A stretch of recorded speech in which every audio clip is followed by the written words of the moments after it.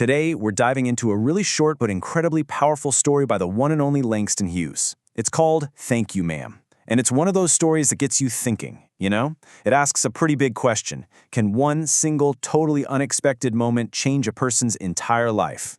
Let's get into it. And as we walk through this story together, I want you to keep this question floating around in your head.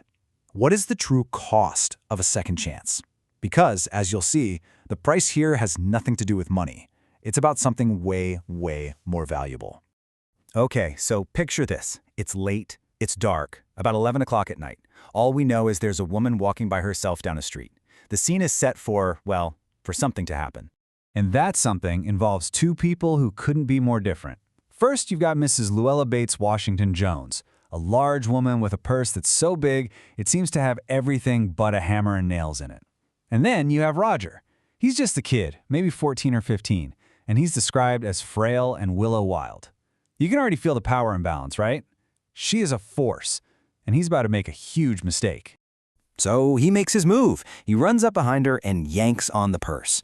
But the thing is so heavy that instead of him getting the purse, the strap breaks and his own momentum just sends him flying. He lands flat on his back. It wasn't some slick crime. It was clumsy, it was desperate, and it was a total fail. And this is where we meet the real Mrs. Jones. She doesn't scream, she doesn't run. Nope. She just turns around, gives him a swift kick, and yanks him up by his shirt. And then she drops this iconic line.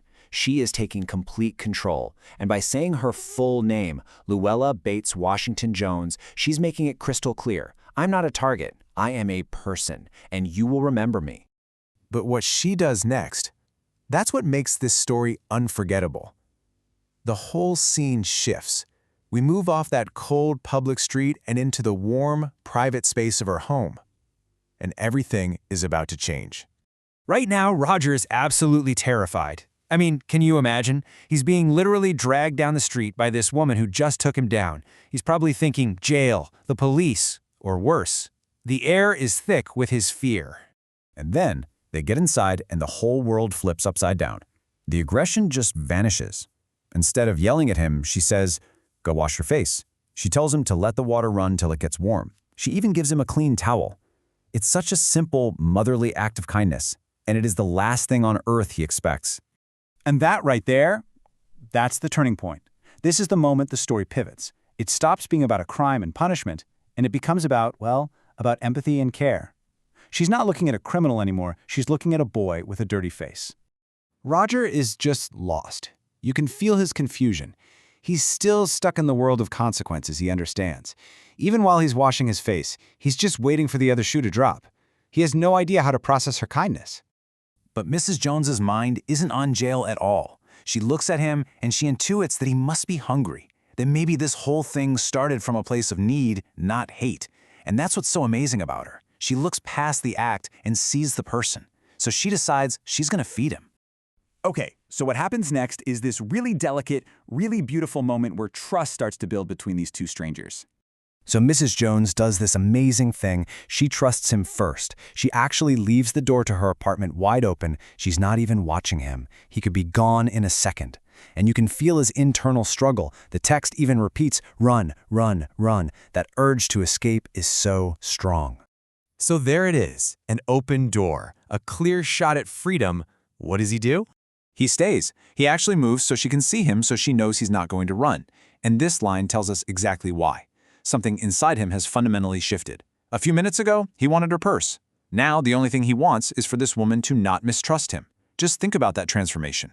And as he makes that choice, Mrs. Jones does something equally extraordinary. She sees his effort, and she meets him there. She closes that final gap between them by sharing a piece of herself. Wow. With this quiet confession, she's telling him, I get it. I haven't been perfect either. She's not some saint on a high horse. She's just another person who has made mistakes. And that right there, that is the moment of real human connection. It's empathy, pure and simple.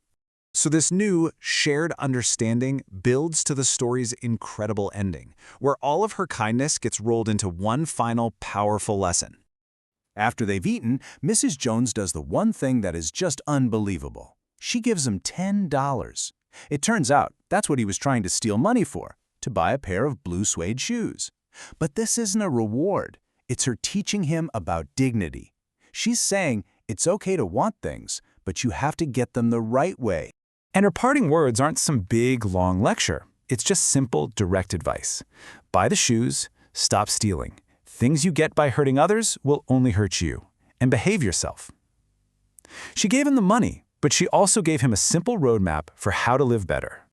The story ends just as quickly as it started, but you get the feeling that its impact is going to last a lifetime.